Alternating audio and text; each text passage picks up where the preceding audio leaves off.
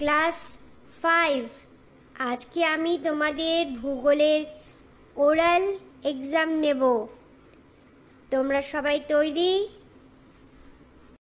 পেলা, তুমি কি করছো? এইদিকে মন দাও। ম্যাম, আসলে ওইদিকে জানি কি সব ছবি টবি দেখাচ্ছে, মানচিত্র টানচিত্র মনে হয়। আমি একটু গিয়ে দেখে আসি। পেলা, তুমি বেশি চালাক হয়েছো, এখন পরীক্ষায় মন দাও।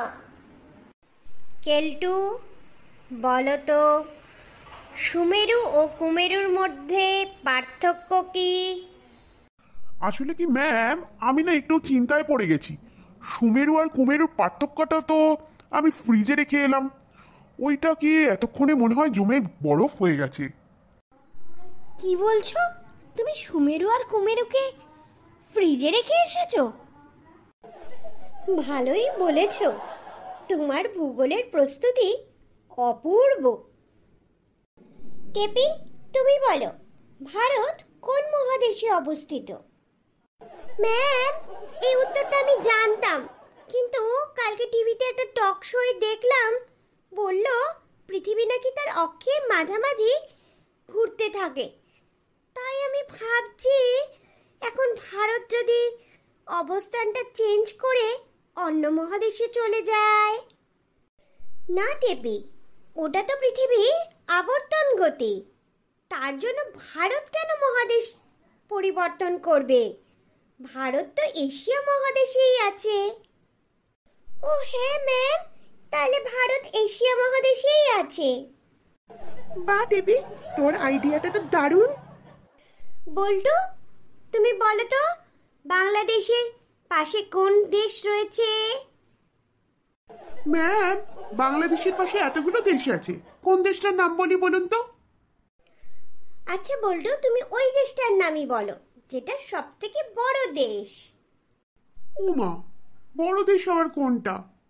আমি তো ঠিক জানি না।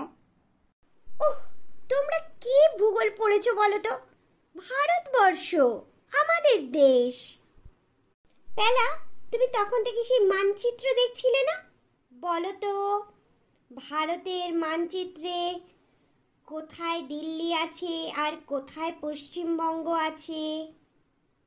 ম্যাম, দিল্লি তো মাঝখানে আছে, আর পশ্চিমবঙ্গটাকে ভাবছি একটু বেশি পশ্চিমে করে দেওয়া যাক। বাবা, তুমি তো দেখছি ভারতবর্ষের নকশাটাই বদলে দেবে। ক্লাসে কোনো পড়াও পাচ্ছ না, অথচ ক্লাসে বাইরের দিকে তাকিয়ে বসে আছো।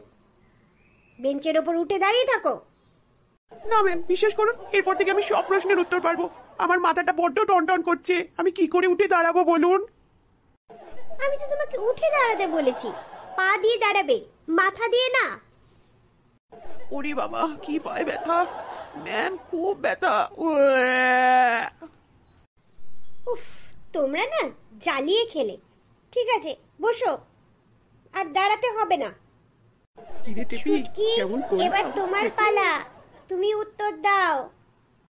ভারতের সব থেকে দীর্ঘতম নদী কোনটি ছুটকি? ম্যাম, গঙ্গা। বাহ ছুটকি, ভেরি গুড। কারোর ভূগোল পড়া ঠিক হয়নি, ছুটকি ছাড়া। তোমরা আবার পড়ে আসবে, আমি পরের দিন আবার পরীক্ষা নেব। আমাদের এই মজাদার ভূগোল ক্লাস যদি আপনার ভালো লেগে থাকে, তাহলে আমাদের সঙ্গে থাকবেন, আমাদের সাবস্ক্রাইব করবেন, আর বেল আইকনে ক্লিক করতে ভুলবেন না।